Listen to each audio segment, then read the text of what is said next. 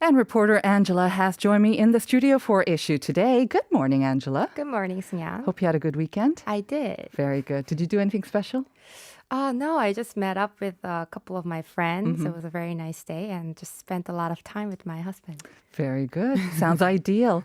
All right. Well, I can't believe it's already the end of June. This is the final Monday of June, and we're going to be Right. starting a brand new month and the start of the second half later on this week. And of course, we do have something to look forward to from July 1st because some new social distancing measures will be taking effect. So tell us about those changes.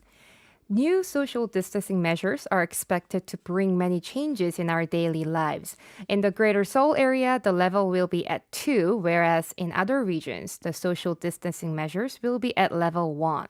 And in Greater Seoul area, the ban on the private gatherings of 5 or more will be eased to 6 for the first 2 weeks, and this will be relaxed further to 8 people from the third week.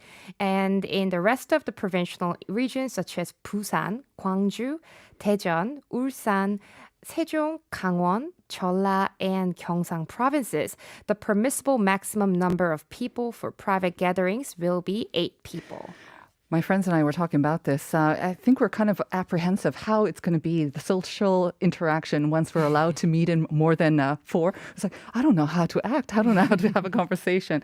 But so the max is 6 for the first 2 weeks, and then it's going to be expanded to 8. But I guess possibly the gatherings can be large because those who receive vaccines don't count, right? They are kind of like gakdugi, they could join other gatherings. That's right.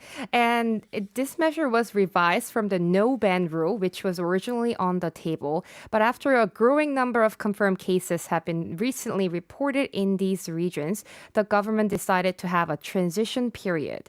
Unlike in these areas, the ban on the number of participants for private gatherings will be completely lifted right from July 1st in Chungcheong provinces and areas where the new social distancing measures are already in place in the form of pilot project. And just so you know, in Jeju, the permissible number of people for private gatherings will be 6. But of course, there are some rules where this ban is exempted, especially some urgent and very serious cases. Tell us about those as well.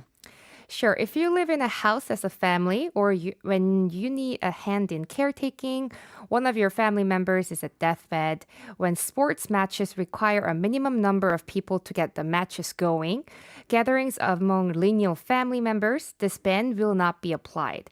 And as for babies' first birthdays, up to 16 people can participate. And for weddings and funerals, less than 100, so that makes it up to 99 people can participate. And sports stadiums can accommodate up to 30% indoor and 50% outdoors. All right. July 1st is also going to see the easing of measures for multi-purpose facilities. Great news for them because they've been really suffering under the current measures, haven't they? Right. Operating hours of multi-purpose facilities such as restaurants and cafes will expand under the new measures. In the Greater Seoul area, entertainment businesses will be able to reopen their businesses, and restaurants and cafes will be able to operate 2 hours longer now until midnight. In the other regions of the country, there will be no restrictions on the operating hours for multi-purpose facilities. So, of course, easing of measures doesn't mean that we should let our guards down, especially with the Delta variant. We still have to be mindful. But some other good news, especially with the hot weather, is that those who have completed their COVID-19 shots will be able to finally take off their masks outdoors. Right. People who have gotten their vaccine shots, including those who received their first dose, will be allowed to take off their face mask outdoors in parks and hiking trails. That'll be kind of weird too, seeing people without their masks, I think, even outside. Right. What about restrictions on traveling? Because it is kind of the summer vacation season very soon. The government has stepped up its effort to put in place a travel bubble system with countries with reliable disinfection measures such as Singapore, Taiwan, Thailand, Guam, and Saipan. So if implemented, this travel bubble will allow group trips to these countries to a limited extent. All right, so we'll have to keep updated on that. Moving on to our next item, let's get an update with the COVID-19 vaccination campaign. Sure. Starting from June 15th, about 200,000 people, including those age under 30, working in socially necessary professions such as patients and workers in vulnerable facilities, teachers and caretakers in kindergarten, daycare centers, and elementary first and second grade teachers have gotten their first vaccine shots. Their vaccination continued until yesterday, and they're scheduled to get their second vaccine shot from July 6th. All right. And I understand that reservations have started for those whose previous reservations were actually canceled, I think, for a lack of a supply of vaccines. Yes, reservation for vaccination of 110,000 people age under 30, including those working in socially necessary professions, started to proceed from today, and this will continue until 6 p.m. Of June 30th. They already made a reservation for vaccine shots, but their reservation have been canceled due to the shortages. Their vaccinations will resume next month. And for those who would like to make a reservation, please visit ncvr.kdca.gov. The government is also looking into the possibility of giving people aged between 60 and 74 another chance to book a reservation who had made a reservation before but canceled it themselves for health-related reasons. All right. Let's move on to our last item, convenience stores. It seems like there's nothing that they don't sell.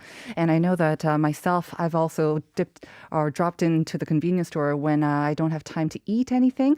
So they're really launching a lot of interesting menus. They've got the standard tteokbokki, of course, but even bread under their own brand names as well. But sometimes they do tend to be a little high in sugar and salt and fat content. But Right. there's a new type of proposal to find the perfect nutritional combination among convenience store items. Yes, the Ministry of Food and Safety proposed an idea to recommend healthy meal packages with items at convenience store to make a meal three less. So it's less salty, less sugary, and less greasy. Nutrition experts, Korea Association of Convenience Store, and 5 companies put together their heads to develop healthy and convenient menu combinations to replace the typical meal. So they compared 534 home meal replacement products, snacks, and drinks to find the perfect nutritional calorific combinations. Okay, so high in nutrition, hopefully low in calories as well. So they developed 3 menus in Korean style, which is 한식, 분식 style, and Western style.